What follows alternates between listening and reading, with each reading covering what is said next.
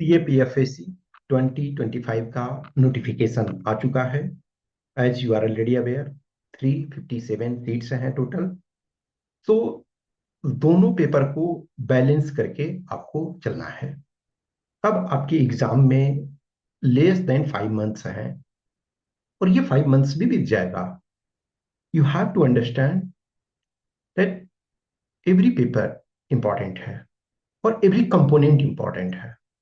आप किसी भी चीज को नहीं छोड़ सकते हो। You can not leave any paper, any part.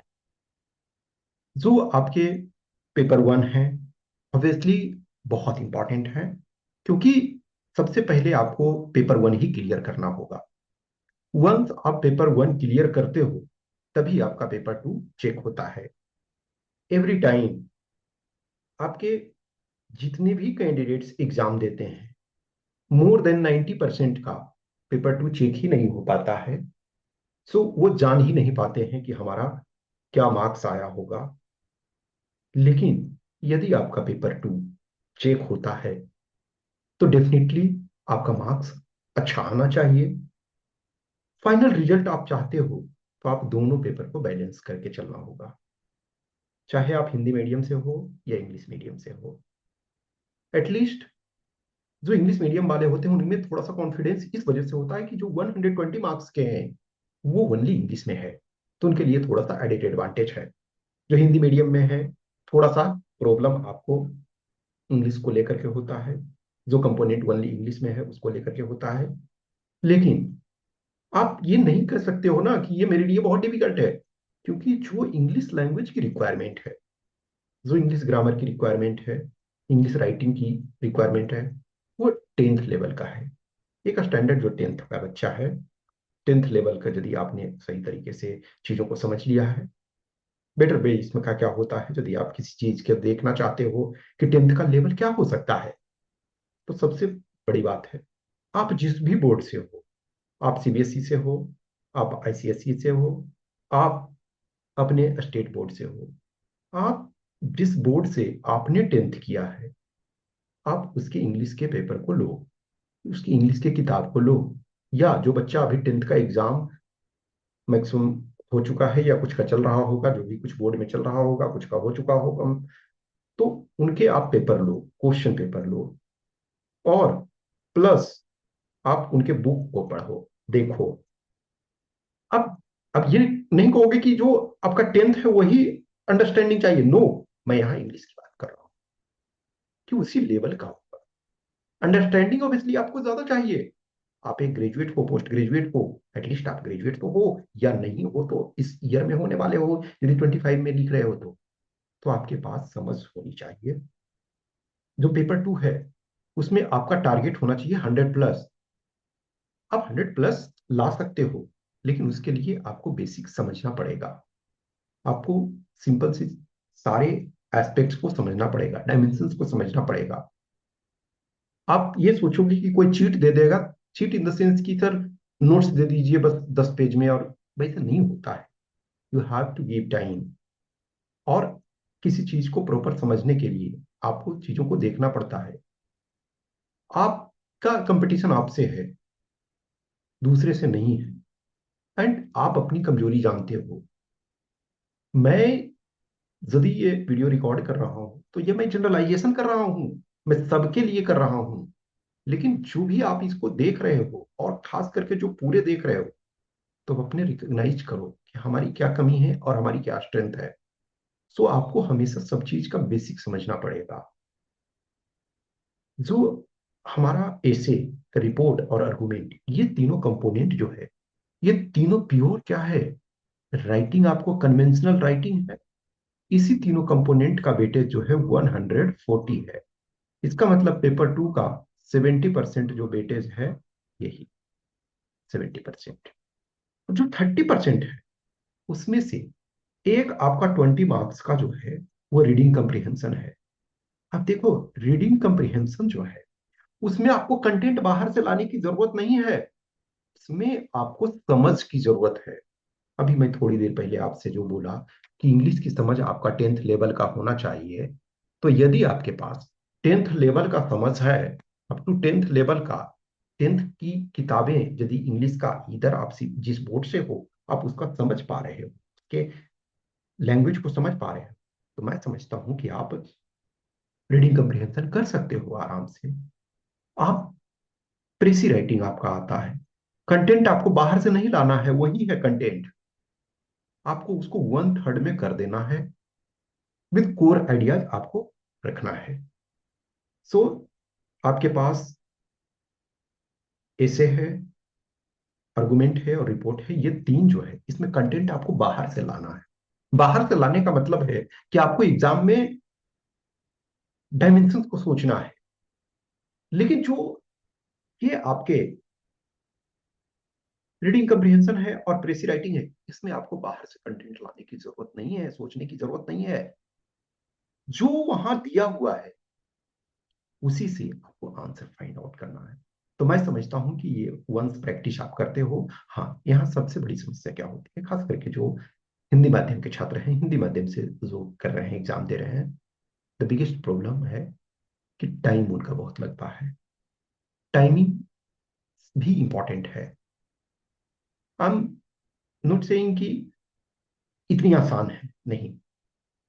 मैं खुद अपना जर्नी की बात करूं तो मैं दोनों बार एग्जाम, ठीक है, फॉर्चुनेट था कि मैं क्वालिफाई हुआ, लेकिन मैं पेपर नहीं कंप्लीट कर पाया क्योंकि मुझे आइडिया भी नहीं था, मैं प्रैक्टिस भी नहीं करता था। लेकिन आज सिचुएशन बहुत चेंज हो चुके हैं। जब मैं अपने टाइम में देख रहा हूँ और आज देख रहे हो तो कट ऑफ काफी ऊपर चला गया है। खास करके आप 21 22 के में देखो तो 345 कट ऑफ, और जब मैं अपने बैच में देखता हूं तो 280। समझ सकते हो, 65 मार्क्स एक्स्ट्रा हो गया। तो आपको चीजों को रिकॉग्नाइज करना पड़ेगा। और जब भी किसी पेपर में किसी चीज में बेटर करना है तो आपको थोड़ा लॉन्ग रूट लेना पड़ेगा, आपको थोड़ा दर्द झेलना पड़ेगा, आपको पैशंस रखना पड़ेगा। You have to write. आपको रेगुलर रूप से कंटिन्यू रहोगे, कंटिन्यूअसली एफर्ट लगाओगे तो डेफिनेटली अच्छा होगा। दिस इज नॉट लाइक कि आप थोड़े से बस कुछ कर लिए, देख लिए, नहीं। ये थोड़ा सा लॉन्ग रूट लो। देखो, जो ऐसे आर्गुमेंट और रिपोर्ट, इन तीनों को एक होलिस्टिक वे में समझने की कोशिश करो। इसको एक एक कंपोनेंट मान करके चलो, ये तीनों जो है सिंगल कंपोनेंट मान करके चलो। ऐसे आर्गुमेंट रिपोर्ट, इस वजह से मैं कह रहा हूं कि कभी कभी आप देखोगे कि जो ऐसे का टॉपिक है कभी आपको आर्गुमेंट में आ जाएगा, और कभी जो आर्गुमेंट का टाइप है वो ऐसे में आ सकता है, कभी ऐसे का चीज रिपोर्ट में आ सकता है, एंड वाइस वर्सा। यानी कि तीनों को होलिस्टिक वे में लेकर के चलो। तीनों के बेस को समझना होगा आपको कि ऐसे का रिक्वायरमेंट क्या है, आर्गुमेंट का रिक्वायरमेंट क्या है, और रिपोर्ट का रिक्वायरमेंट क्या है। जैसे सिंपल एक एग्जांपल लो, आपके पास एक कपड़ा है और धागा है और सुई है, तो सेम कपड़े को आप शर्ट भी बना सकते हो और पैंट भी बना सकते हो, और आप कुछ और भी क्लॉथ बना सकते हो।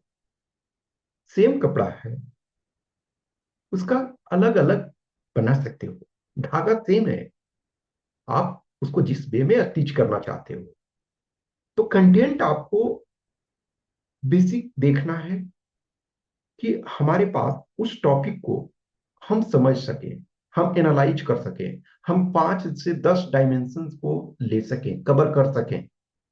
मैं आपको इंडिविजुअल कुछ टॉपिक्स, थीम ले करके कोशिश करूंगा कि एक थीम है, उस पर हम ऐसे भी लिख सकते हैं, आर्गुमेंट भी लिख सकते हैं, रिपोर्ट भी लिख सकते हैं, और कहाँ चेंज होगा, कुछ कोर चीजें हैं, वो हमेशा रहेगा। अब जैसे लेटेस्ट टेक एग्रीकल्चर, आप लास्ट 10 11 ईयर्स में देखो, एग्रीकल्चर एक इंपॉर्टेंट टॉपिक रहा है, एजुकेशन एक इंपॉर्टेंट टॉपिक रहा है, इंटरनल सिक्योरिटी एक इंपॉर्टेंट टॉपिक रहा है, थीम रहा है। जो आपका विमेन विमेन से रिलेटेड इशू, ये इंपॉर्टेंट टॉपिक रहा है। इस पे ऐसे भी पूछा जा सकता है, आर्गुमेंट भी पूछा जा सकता है, और रिपोर्ट भी पूछा जा सकता है। सो आपको उस वे में समझने की कोशिश करना पड़ेगा। जब भी कोई ऐसे आता है तो हमको ये ध्यान रखना है कि हमें अभी जो स्टैंडर्ड है, पैटर्न है, जैसे 2013 से दो, 2013 से यदि ऐसे है, ऐसे के फॉर्मेट में चेंज नहीं हुआ है, कंटिन्यू 11 ईयर से सेम है। उसके पहले चेंज हो रहा था, फिर 2012 में देखो तो 1 ऐसे लिखना था, वो 800 का था, 800 वर्ड्स में, 80 मार्क्स, जैसे 80 मार्क्स आज है वैसे ही 80 मार्क्स उस समय भी था, तो 2012 में भी, लेकिन वो 1 ऐसे था। लेकिन 2013 से देखा जाए तो आपका सेम पैटर्न है, 4 ऐसे 6 में से, और 20 marks each, 300 words. Argument, argument में वर्ड्स का नंबर की इतने वर्ड्स में लिखने हैं पहले रहते थे, आजकल वर्ड्स हटा दिए हैं कि इतने वर्ड्स में लिखने हैं, लेकिन चीजें सेम है, यानी मोर और less 300 words each. Report 200 words each. तो ये चेंज नहीं होते हैं। तो आप सबसे पहले क्या करो कि लास्ट 11 ईयर्स के जो पेपर होते हैं उन पेपर को, एक चीज ध्यान रखना कि यदि आप कोई स्मॉल स्मॉल चीजों को, कुछ चीजों को लिखते हो, तो छोटे छोटे यदि स्मॉल स्मॉल पीस में लिखते हो, तो मैं समझता हूं कि वो 4 पेजेज में, आपको A4 पेज यदि लेते हो, तो 4 पेजेज में आपके 11 ईयर्स के एसे के टॉपिक, आर्गुमेंट के टॉपिक और रिपोर्ट के टॉपिक आप छोटे छोटे में लिख सकते हो। सबको एक साथ एक 4 पेजेज में लिख लो। और छोटे छोटे देखो, कुछ ऐसे कैंडिडेट्स होते हैं, कुछ ऐसे एस्पिरेंट होते हैं जिनको फॉन्ट साइज बड़ा लिखने की जरूरत होती है।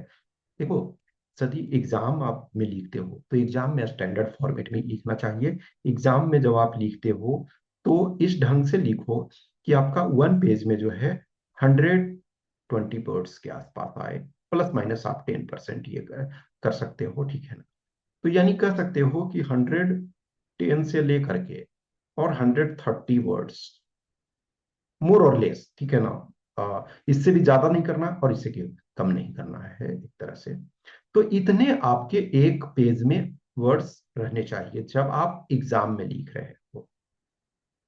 If you are not writing in exam और if you are making your notes, तो उस नोट्स में आप यदि A4 पेपर है, तो जब आप अपने रूम में लिख रहे हो तो मैं समझता हूं कि 250 से 300 वर्ड्स एक लिख सकते हो नोट्स में। मैं छोटे छोटे कभी कभी नोट्स जैसे टाइप, तो उस टाइप का करने लगता हूँ, तो उतना ही A4 पेज में, A4 में स्टैंडर्ड भी आप थोड़ा सा अपने अनुसार लिखोगे तो A4 में, चूंकि देखो वहां क्या होता है, जब आप एग्जाम में लिखते हो तो आपको चारों तरफ मार्जिन रहता है, ठीक है ना। और आप उतना मार्जिन आप अपना रूम में नहीं रखोगे, उसमें थोड़ा बड़ा फॉन्ट भी करके रखना, लेकिन आप अपना नोट्स टाइप का ये करते हो तो पूरे आपका आ जाएगा। 4 A4 पेपर में, 4 सीट में, आपके 11 ईयर्स में जो ऐसे पूछे गए हैं, जो आर्गुमेंट पूछे गए हैं, जो रिपोर्ट पूछे गए हैं, सारे आपके आ जाएंगे। अब उसको उस, देखो अलग अलग तरीके से कर सकते हो, या तो कि कंटिन्यूअस कुछ, जैसे सपोज करो कि 3, या मान के चलो कि 2.5 सीट्स में आपका पूरा इससे आ जाएगा। यदि जैसे इंग्लिश मीडियम वाले हो तो हिंदी वाला चीज नहीं लिखना है आपको, यदि हिंदी वाले हो तो आप चाहो तो दोनों लिख सकते हो, जैसा आपको सुविधा लगता है। अब जैसे देखो, सीधा लिखो ईयर, या तो आप ये लिख सकते हो ईयर 2024, वन, वन मतलब ऐसे ही आपका है, 2, 3, तो आपका बहुत छोटा में 6, आपका इधर 6 आ जाएगा, 6, यानी कि एवरी ईयर में 10 टॉपिक्स आपके हैं। और वो टॉपिक्स एवरी टाइम बहुत बड़े नहीं है, कभी कभी बहुत छोटे टॉपिक्स हैं। तो 10 × 11 आपके 110 टॉपिक्स हैं।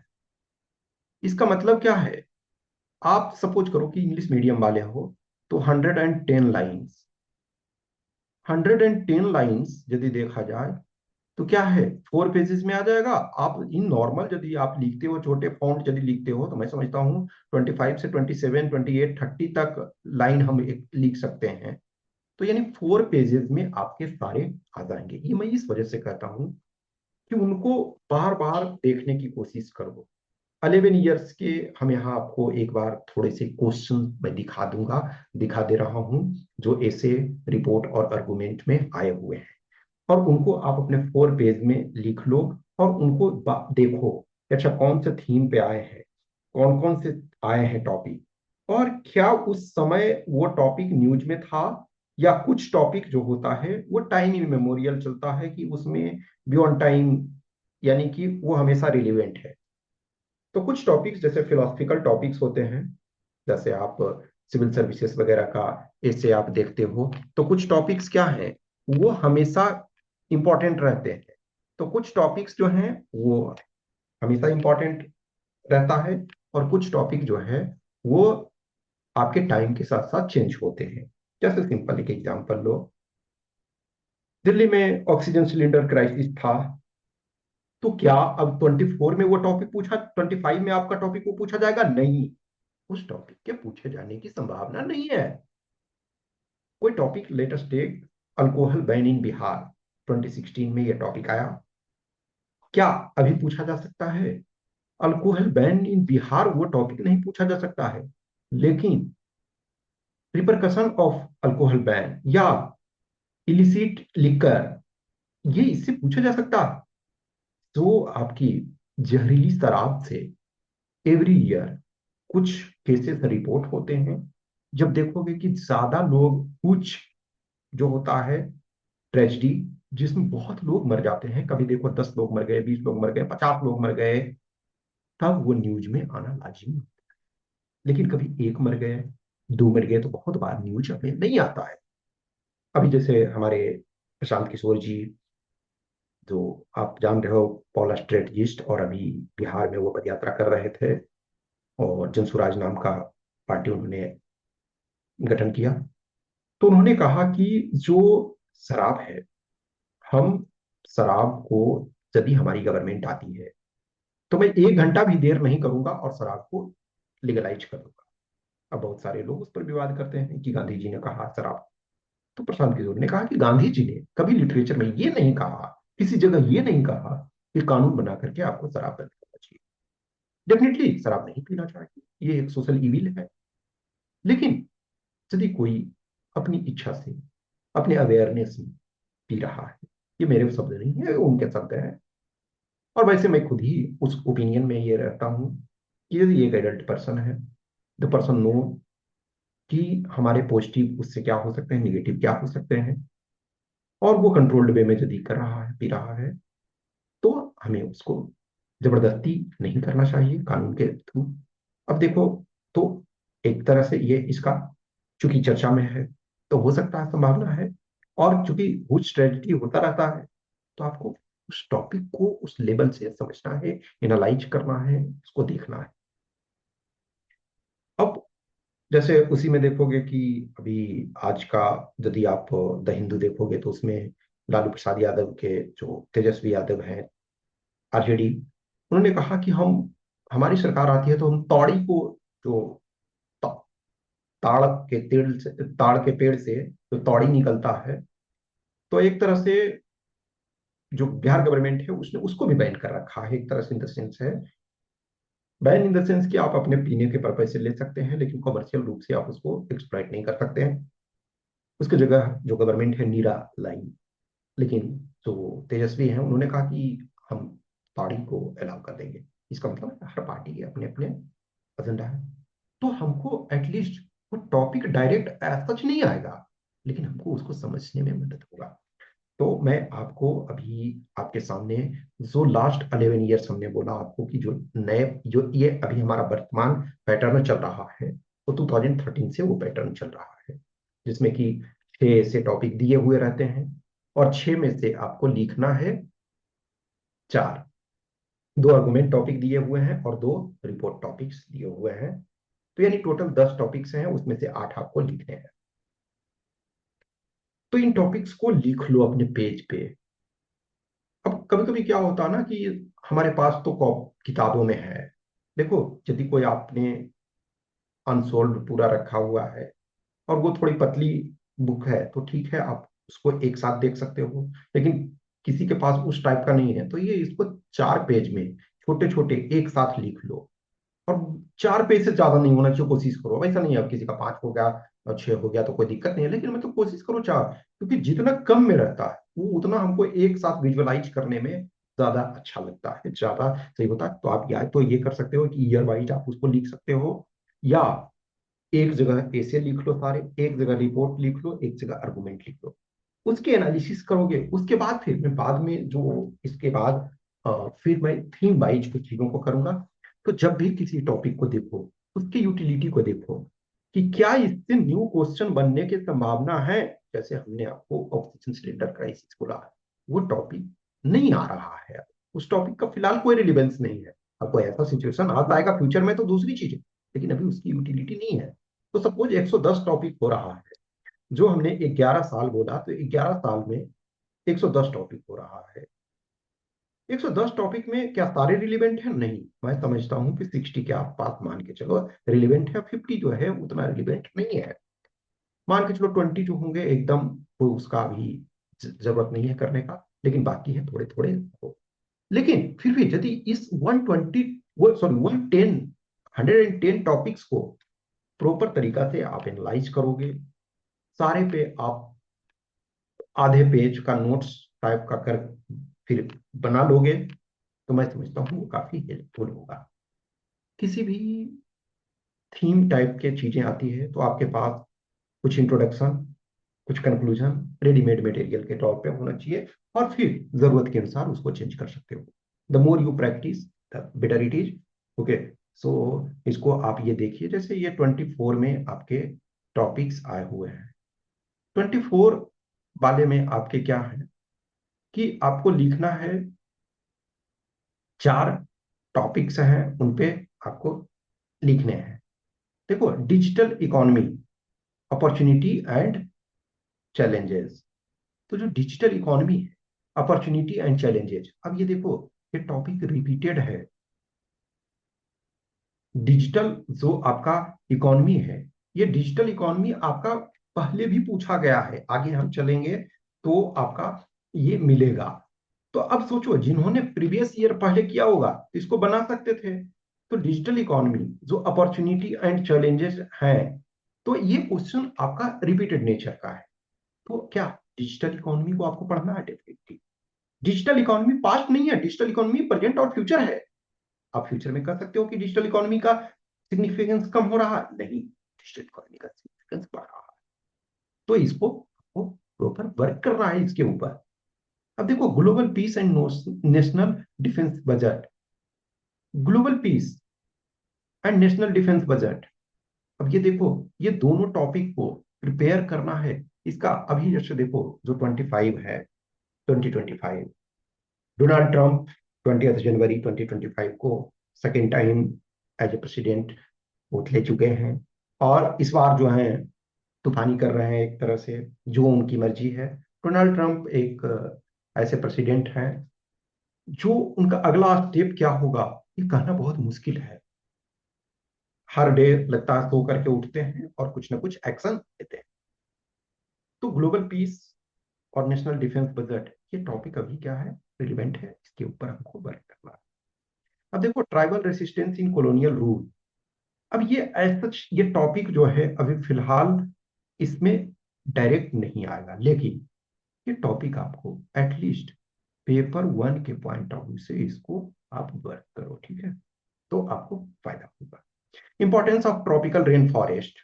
देखो, एक चीज ध्यान रखो कि 2024 में नो डाउट जो टॉपिक्स थे, कुछ जो टॉपिक्स हैं वो बियॉन्ड एक्सपेक्टेशन थे, ठीक है। बाद में अब जो भी बोले जो भी लोग कि हमने ये एक्सपेक्ट किया था, ये मुश्किल है। देखो, ये टॉपिक था ठीक। अब इसमें से ये पार्ट जो है, हाफ पार्ट जो है, वो इनफैक्ट दोनों को अलग अलग फॉर्म में दिया गया, लेकिन कंबाइंड करके बहुत कम लोगों ने इस ढंग से एक्सपेक्ट किया था, क्योंकि यूपीएससी की अपनी ब्यूटी है। लेकिन एटलीस्ट ये टॉपिक को इंडिविजुअल वे में हैंडल किया गया।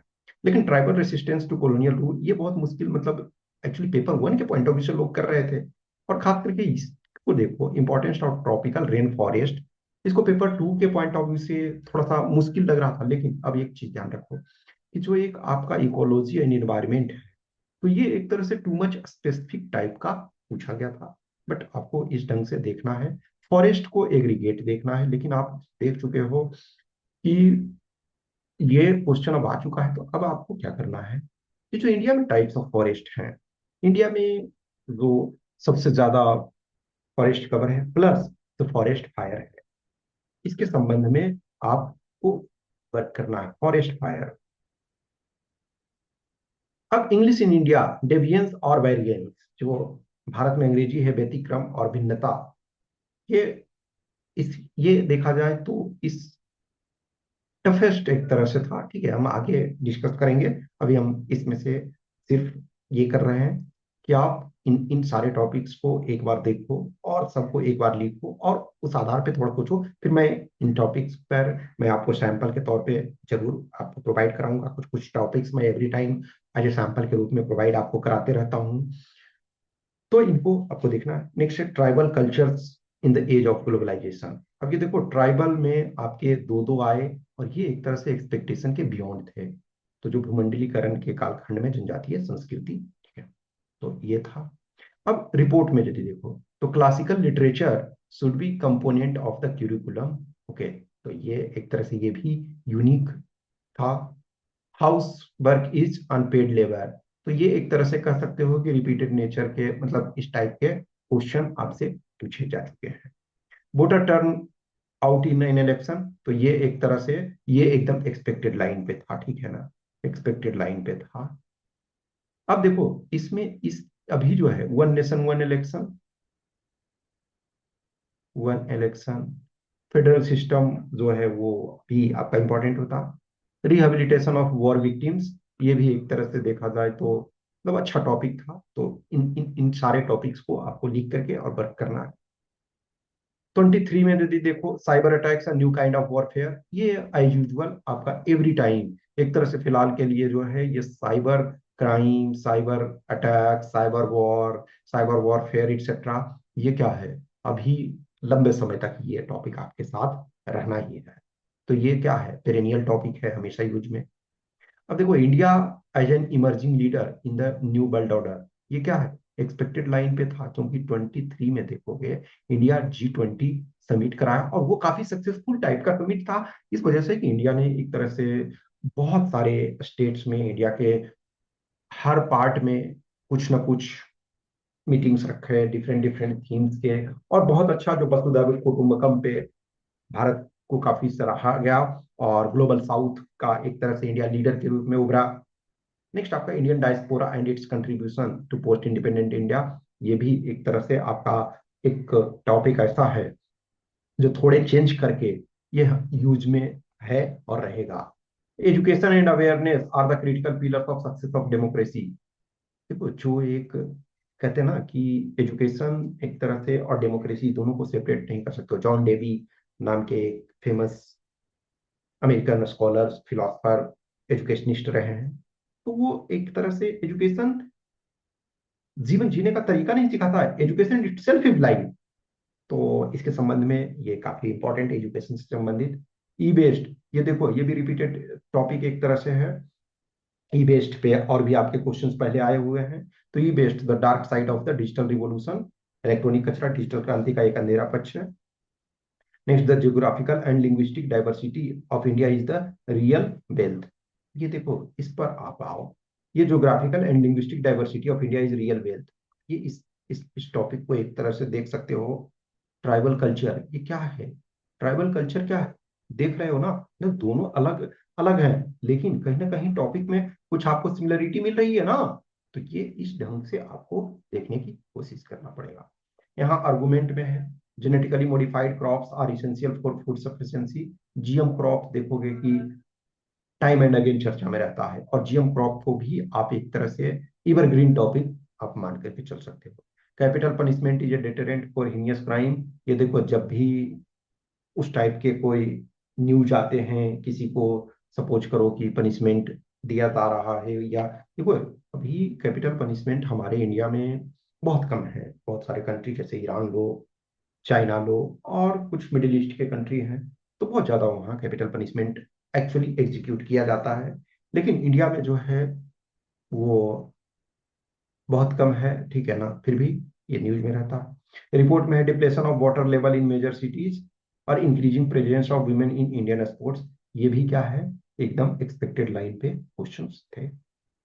अब ये जो क्वेश्चन है, इसका सिग्निफिकेंस डे बाय डे बढ़ता जा रहा है, इसके भी सिग्निफिकेंस हैं एवरी टाइम। अब 22 के क्वेश्चंस देखो। The campaign to save the endangered species, ठीक है, तो इकोलॉजी एंड एनवायरमेंट। अभी देखो ये टॉपिक जो है ये इंपॉर्टेंट है। अभी देखोगे ऑनरेबल प्राइम मिनिस्टर जो है वो अंबानी फैमिली ने बंतारा जो किया है, आज कंजर्वेशन साइट बनाया है, तो वहां भी गए, और इधर उधर मोदी जी भी घूमते रहते हैं कैमरा लेकर के, तो ये भी इंपॉर्टेंट पॉइंट है। नेक्स्ट है what can be done to stop wars, ये टॉपिक इंपॉर्टेंट है, थोड़े चेंज फॉर्मेट में। The emerging presence of women in Indian arm forces, अब ये देखो प्रॉब्लम आपको समझना यही चाहिए। देखो यहाँ 22 में ऐसे में emerging presence of women in Indian arm forces. अब ये देखो increasing presence of women in Indian sports, ये रिपोर्ट में आपको पूछा गया है, और यहाँ देखो ऐसे में पूछा गया। यहाँ नो डाउट आर्म फोर्सेस है और वहां आपका स्पोर्ट्स है, सिमिलरिटी दिख रही है, यही चीज आपको करना है। Price rise, cause and effect, तो ठीक है। इन्फ्लेशन, अब देखो इन्फ्लेशन पे और आपका आएगा टॉपिक, ओके। तो यहाँ आपका जैसे प्राइस राइज है, कभी एक जगह इन्फ्लेशन पर आपका ये आ जाएगा, ठीक है। तो इस ढंग से चीजें आपकी चलती है। नेक्स्ट आपका synthesis of eastern wisdom and western science, a needed goal for humanity, ये थोड़ा सा एक तरह से उस ईयर का 22 का टफर टॉपिक था। नेक्स्ट आपका Indian arm forces are a combination of strategic thinking and timely action, ठीक है। तो इंडियन आर्म फोर्सेस पे देखो इस ईयर में टू टॉपिक्स। फिर इधर देखो वॉर, यानी कि देखा जाए तो डिफेंस, आर्म फोर्सेस एक्सेट्रा जो है, इस पर आपके जो है 3 क्वेश्चन कब से पूछे गए हैं सेम पे। नेक्स्ट ये जो video game sharpens the mind, video game पे और आपके क्वेश्चंस ये पूछे गए हैं, ठीक है। तो वीडियो गेम पे आपके और भी हैं क्वेश्चन, ठीक है ना। तो ये आपके जो आर्गुमेंट में है, कहीं कुछ और जगह में ये रहेगा। नेक्स्ट आपका united nations organisation has become redundant, evidences of fellow feeling during COVID, तो ये देखो कोविड स्पेसिफिक था। Green energy progress in India, ये भी एक तरह से एवर ग्रीन टॉपिक है, इसको आपको वर्क करना है। नेक्स्ट 21 में है चाइनीज इकोनॉमिक पॉलिसीज इन कंट्रीज बॉर्डरिंग इंडिया, तो भारत के सीमावर्ती, ये भी एक तरह से हमेशा इंपॉर्टेंट रहता है। वर्क फ्रॉम होम, अबून और बेन, तो ये आपका कोविड एक तरह से पेंडेमिक के ड्यूरेशन में ये ज्यादा था। Party politics in India, flourishing family business, ये हमेशा चर्चा में देखते हुए रहता ही है। Unemployment and new education policy, ठीक है। Urbanisation is hazardous to human health, देखो यहाँ urbanisation is hazardous to human health है। अब देखो यहाँ आपका क्या है, एक तरह से जो, ठीक है, ये क्या है यहाँ आपका e waste the dark side of digital revolution. इसका मतलब देखो दोनों टॉपिक अलग अलग है, लेकिन थोड़े थोड़े आपको लग रहा है ना सिमिलरिटी, तो इस ढंग से आपको चीजों को समझने की कोशिश करना है, ठीक है ना। Infiltrators are a threat to India security, ये भी टॉपिक न्यूज में रहता ही है। अब election in state should be held simultaneously, तो इलेक्शन पे देखोगे कि 24 में भी आपसे हैं, तो क्वेश्चंस आपके रेगुलर रूप से हैं। Farmers protest are politically motivated, oxygen cylinder crisis, और ये देखो ये दोनों क्या था उस समय का तत्कालिक जो वो करंट का प्योर करंट का था, तो ये दोनों एक तरह से देखा जाए तो अभी इसको ठंडे में हम रख सकते हैं कि इसकी कोई यूटिलिटी फिलहाल के लिए नहीं है। अभी ये भी एक तरह से फार्मर्स प्रोटेस्ट चल रहा, फार्मर्स प्रोटेस्ट जो है उस पर आपको करना ही करना है क्योंकि वो रेगुलर चल रहा। अब 2020 में देखो emerging threats of India internal security, Bharat की आंतरिक सुरक्षा। Crime against women is an expression of male domination, crisis of credibility of Indian electronic media, ये भी देखा जाए तो मीडिया रेगुलेशन, अभी जैसे देखो मीडिया वाले में चर्चा आप देख रहे हो कि कितना रेगुलेशन होना चाहिए और कितना फ्रीडम होना चाहिए। आपने रणवीर अलाहाबादिया वाला केस अभी देख रहे होगे, बहुत सारे चर्चा में हैं, बहुत सारे इशूज हैं उस पर, सुप्रीम कोर्ट ने भी लताड़ लगाई है उनको। कोई भी चीज आप कर रहे हो सोशल मीडिया का ये मतलब नहीं है कि आप कुछ भी ये करो। फ्रीडम, दोनों चीज को आप ध्यान रखना है कि फ्रीडम भी कर्टेल ना हो, लेकिन आप अनइंटरप्टेड, आपके पास कुछ भी करने के लिए अधिकार नहीं होना चाहिए। आपको जिस सोसाइटी में आप रह रहे हो संवेदनशीलता भी देखनी होगी। और जो कोई भी पार्टी है सिर्फ आप उसको प्रमोट नहीं करोगे, इसमें बहुत सारे डायमेंशन होते हैं। Securing India international border is a challenging exercise for Indian arm forces. देखो आर्म फोर्सेस पे बहुत सारे ये हैं। Parenting in a competitive Indian society is a challenge. Ensuring social justice is a human right. तो ये सोसाइटी पर देखा जाए तो दोनों आपके सोसाइटी पे है, ये आपके सोसाइटी पे है। ये देखो, तो क्या है, एक तरह से ये सोशल इशू, तीन तो आपका सोशल इशू हो गया। फिर आपका जो बॉर्डर प्रोटेक्शन और इंटरनेशनल सिक्योरिटी और, ठीक है ना, नेशनल सिक्योरिटी और इंटरनल सिक्योरिटी, इस पे दोनों पे हो गया। फिर आपका एक जो है एक तरह से इलेक्ट्रॉनिक मीडिया, तो यहाँ लिमिट कर दिया गया है। फिर अब देखो सॉलिट्यूड ड्यूरिंग द पेंडेमिक, ये पेंडेमिक से रिलेटेड आपका वो उस टाइम का ये क्वेश्चन था, तो फिलहाल के लिए अभी इसका कोई यूटिलिटी नहीं है। Political awareness among the social elites inconsequential, ये जो है एक तरह से कर सकते हो कि जो पॉलिटिकल अवेयरनेस है मासेस में होनी चाहिए, तो ये भी अपने आप में इंपॉर्टेंट है। Provision for primary education sector in new education policy, देखो न्यू एजुकेशन पॉलिसी पे और भी क्वेश्चन पूछा गया है, आपने ऑलरेडी देख लिया। Impact of new agricultural law on farmers, अब ये देखो यहाँ है आपका रिपोर्ट में। और देखो यहाँ आपका जो क्या था, farmers protest are politically motivated, इसका मतलब क्या, रिपीटेड टॉपिक है। यस, दैट्स द थिंग आपको ध्यान रखना है।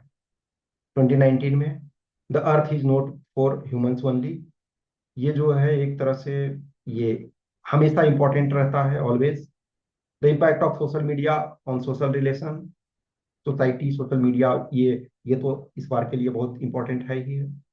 Sustainable farming is the need of the hour then rhetorical promises, ये जरूरी है। The role of Indian army, देखो आर्म फोर्सेस पे कितने आपके टॉपिक हैं अभी तक आपने देखा, मल्टीपल टॉपिक्स जो हैं वो आर्म फोर्सेस पे पूछे जा चुके हैं।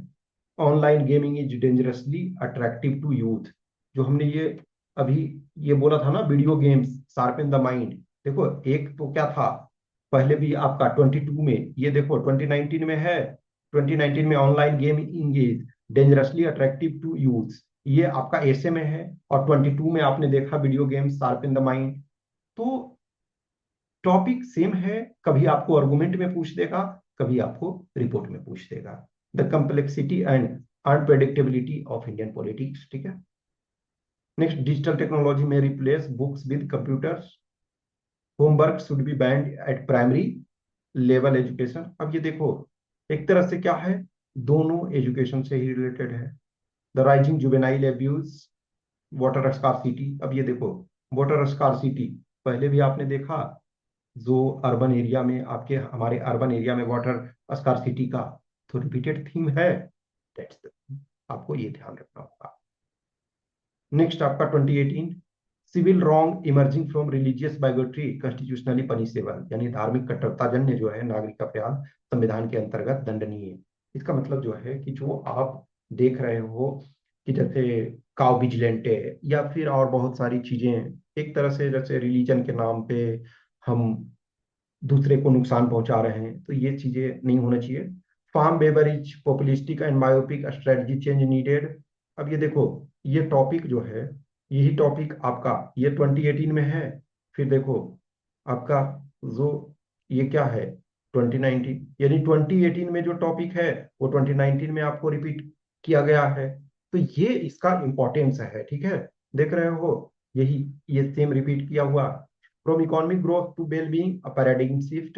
Reservation suppresses civil dynamism.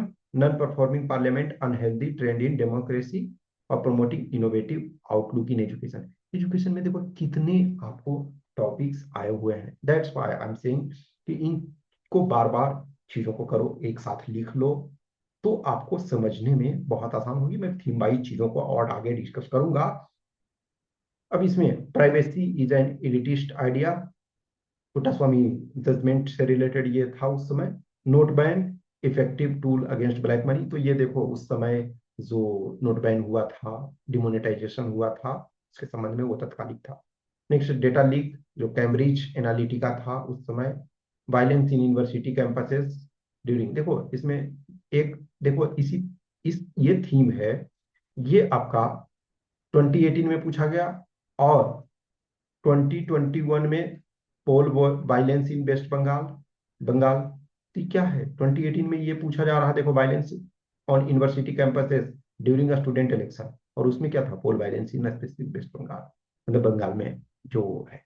तो क्या है, सिमिलर टाइप के टॉपिक आपसे पूछे जा रहे हैं। The need for common civil code in India. अभी देखो ये टॉपिक भी फिर इंपॉर्टेंट है, क्योंकि उत्तराखंड अभी देखोगे कि बहुत सारी चीजें इस पर इंप्लीमेंट कर रहा है।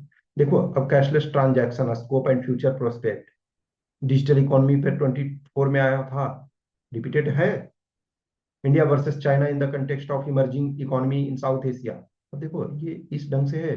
और आपने अब पहले उसके पहले देखा था ना, कि जो इन Chinese economic policy in India neighbouring country, तो क्या है, रिपीटेड है। The things that count as being civilised, तो ये क्या है, फिलोसफिकल है, ठीक है।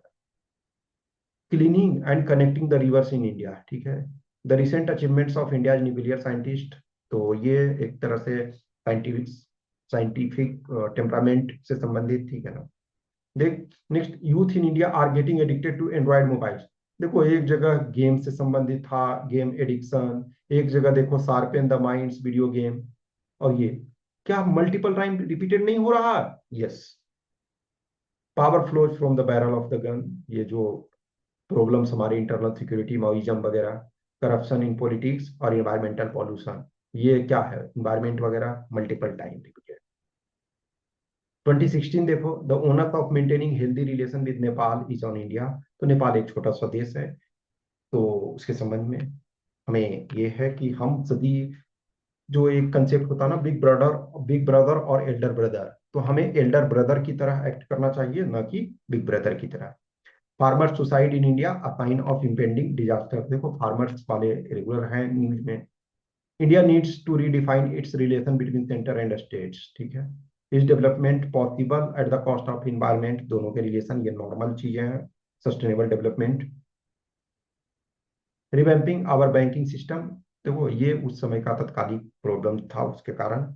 अर्बनाइजेशन, अब ये देखो, अर्बनाइजेशन इज हजार्डस आया हुआ है, urbanisation of India is nothing but blind westernisation, और उसके बाद अर्बनाइजेशन इज हजार्डस 21 में आया हुआ। तो आप देख रहे हो रिपीटेड है बहुत सारे। India needs to focus on imparting quality education instead of merely increasing the gross enrollment ratio. The trend of nuclear families will make old age homes in India increasing. ये अभी भी इम्पोर्टेंट है। Receding glacier, environment से संबंधित। अब ये देखो, यही बैन ऑन अल्कोहल इन बिहार, तो ये एक तरह से इसके मतलब डायरेक्ट इस टॉपिक तो नहीं आएगा, लेकिन अल्कोहल वाले चीजें आपको पढ़ता है। 2015 का देखो, सरदार पटेल रोल, ये देखो उनका जो स्टेचू ऑफ यूनिटी बन रहा था, तो ये इसके कारण था, लेकिन पेपर 1 में तो आपको हमेशा ये पढ़ना ही है। फाइनेंशियल इंक्लूजन इज, ये देखो इंक्लूसिव ग्रोथ, देखो ग्रोथ, डेवलपमेंट, इंक्लूसिव डेवलपमेंट या इंक्लूसिव ग्रोथ और सस्टेनेबल ग्रोथ या डेवलपमेंट, तो ये चारों टॉपिक्स जो हैं इंटर रिलेटेड है, और ये आपका basics. Role of governor always news में रहते हैं, और अभी देखोगे कि मणिपुर में प्रेसिडेंट्स रूल लगा है, तो आपको जानना ही है। डिजास्टर मैनेजमेंट, तो डिजास्टर आता ही रहता है। नेट न्यूट्रलिटी, एक तरह से अभी इसका उतना ये नहीं है, ठीक है, लेकिन फिर भी ठीक है, आपको थोड़ा सा जानना चाहिए। साइनो पाक अलायंस एंड इंडिया सिक्योरिटी, अब देखो चाइना और ये बहुत ज्यादा आपका चर्चा में रह रहा है, तो उसको आपको। Next, large population of India is more of a bane than a boom, यानी बहुत ज्यादा हमारा जो पॉपुलेशन, अब हम क्या है, लार्जेस्ट पॉपुलेटेड कंट्री है, वर्ल्ड का लार्जेस्ट पॉपुलेशन हमारे पास है। तो ये जो है हमारा एक तरह से वरदान से ज्यादा अभिशाप है। जब तक हम रोजगार नहीं दे पाते हैं, बेटर एजुकेशन नहीं दे पाते हैं, बेटर हेल्थ सिस्टम नहीं दे पाते हैं, हेल्थ फैसिलिटी नहीं दे पाते हैं, इंफ्रास्ट्रक्चर नहीं। अब देखोगे ट्रेन वगैरह में, आप देख रहे हो जिधर तिधर एक तरह से इंडिया में आप ट्रेनों की स्थिति देखो, जो प्रीमियम क्लास की ट्रेन सिर्फ होती है उसी में आपको थोड़ा सही लगेगा। जैसे आप वंदे भारत में जाओ या विस्टाडोम कोच में जाओ, तो क्या है, क्योंकि उसके बहुत ज्यादा कॉस्ट है तो लोग कम जाते हैं। लेकिन अब जैसे वंदे भारत है, वंदे भारत का सिस्टम ऐसा है कि कोई भी एक्स्ट्रा नहीं चढ़ सकता है। और राजधानी वगैरह देखोगे तो उसमें क्या है, यदि कोई उसमें एक्स्ट्रा चढ़ रहा है तो वह या तो वो किसी से जुगाड़ करके एक्स्ट्रा पैसे दे करके, या कोई बहुत बड़ा रसूख वाला आदमी, कॉमन आदमी तो नहीं ऐसे चढ़ जाता है। लेकिन नॉर्मल ट्रेनों में देखो, अभी जैसे आपने कुंभ में देखा क्या स्थिति है। तो जो पॉपुलेशन होना अच्छी बात है, लेकिन ओके, एक सेकेंड, इसका एक छूट गया है, चलो ठीक है वो आप देख लोगे। चलो ठीक है, इसको मैं कमेंट में वो डाल दूंगा, ठीक है ना, उसमें ऑपरेशन राहत इन यमेन। ओके, तो इसका एक टॉपिक, ठीक है, मैं वो दे दूंगा। ओके, 2015 वाला। नेक्स्ट आपका जो है ये 2014, role of films in promotion of freedom struggle. तो जो फिल्मों की, जो कहते हैं ना कि साहित्य है और मूवीज है, वो समाज के दर्पण है।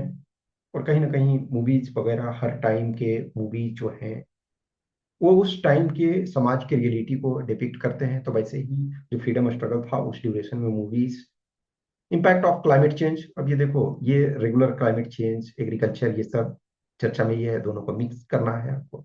मास ट्रांसपोर्ट सिस्टम्स आर की टू रिड्यूसिंग फ्यूल एक्सपेंडिचर, ठीक है। तो इंजन ईंधन कम खर्च को कम करने व पर्यावरण में सुधार लाने के लिए जन परिवहन तंत्र मूल आवश्यकता है। गवर्नमेंट इस पर काफी फोकस कर रही है। अभी देख रहे हो कि कोविड में देखा आपने कि चीजें एक तरह से हमारे पास, ये सिचुएशन ऐसा था कि लोग घरों में रुके हुए थे। अब उस समय क्या था कि हमारा पॉल्यूशन लेवल बहुत कम हो गया था। कहते हैं ना कि बहुत दूर से हिमालय दिख रही थी, तो लोग कहीं जा नहीं रहे थे। अब ये प्रॉब्लम क्या हो रहा है कि रोड एकदम खाली था, सारी चीजें बंद था जब। लेकिन ऐसे अभी देखो, इतनी गाड़ियां, खास करके जैसे बड़े शहरों में स्थिति बहुत बुरी है। जैसे आप बैंगलोर जैसे शहर में देखो, इतनी बुरी स्थिति। दिल्ली में तो खैर चलो मेट्रो के कारण चीजें सही है। Ensuring good hygiene will give the nation better पे ऑफ देन फूड सब्सिडीज। ये सो स्टार्ट किया गया था एक तरह से Swachh Bharat mission. Religious fundamentalism a challenge to national security. अब ये देखो, ये टॉपिक क्या है, बाद में आया है, रिपीटेड आप देख रहे हो। यानी इस टॉपिक पे पूछा गया, child labour is accepted and accepted endemic reality in India. बाल मजदूरी जो है भारत की एक मान्य स्थानिक वास्तविकता है। नेक्स्ट आपका है आर्गुमेंट में, development and creation of jobs must take priority over social development. इसका मतलब क्या है कि जो आपका डेवलपमेंट है और जॉब क्रिएशन, तो देखो दोनों आर्गुमेंट है, तो दोनों पक्षों को आपको करना है। Pre poll alliance are better, देखो ये जो है ये वो ईयर था जब एक तरह से उसके पहले जो है आपका किसी भी पार्टी का अपने पर मेजोरिटी नहीं आ रहा था। लेकिन जो टू इलेक्शंस आपने देखा, 2014 और 2019, बीजेपी अपने दम पे आ गई। लेकिन फिर देखो 24 में कोलिशन गवर्नमेंट ही, एक तरह से कोलिशन गवर्नमेंट है, इधर हमेशा बीजेपी की रही, इधर भी। लेकिन जो दो बार थे बीजेपी के पास अपना एटलीस्ट मेजोरिटी था। नेक्स्ट आपका रिपोर्ट है penetration of left wing extremism in tribal area और डोमेस्टिक वायलेंस अगेंस्ट वीमेन। अब ये देखो, ये भी एक तरह से रिपीटेड टॉपिक है। 2013, nexus between health practitioners and pharmaceutical company a concern. अभी ये रिलेवेंट नहीं है। इंटर स्टेट वाटर डिस्प्यूट्स, हाँ ये न्यूज में हमेशा रहता है। Role of social reformer in the struggle of freedom, ये हमेशा देखो। अब 2024 देखो, तो ट्राइबल के संबंध में आया हुआ है। इसका मतलब क्या है, 2024 में ये 23 वाला चीज को एक तरह से रिपीट किया, अलग तरीके से लेकिन किया। Impact of falling value of rupee, ये अभी फिलहाल के लिए एक्चुअली ना देखा जाए तो वैसे अभी भी है, क्योंकि ये रिपोर्ट, ये इसको लेकिन मॉडर्न अपने तरीके से इस समय 24 के कंटेक्स्ट में आपको देखना होगा, उस कंटेक्स्ट में नहीं अभी इसको, ठीक है। इसको अपने China policy of aggressive dominance. अब ये देखो, यहाँ साउथ ईस्ट एशिया है, कहीं इंडिया ये पाकिस्तान के साथ नेक्सस है, कहीं देखोगे कि इंडिया का नेबरिंग कंट्री इस पर घुमा फिरा करके क्वेश्चंस पूछा जा रहा। Effect of media publicity on terrorism, ठीक है, ये जो है, ये casteless society becomes distant through issues raised bye reservation policy. तो देखो इस पर ऑलरेडी ये बाद में फिर क्वेश्चन रिपीटेड टॉपिक एक तरह से इस पर क्वेश्चन पूछा गया।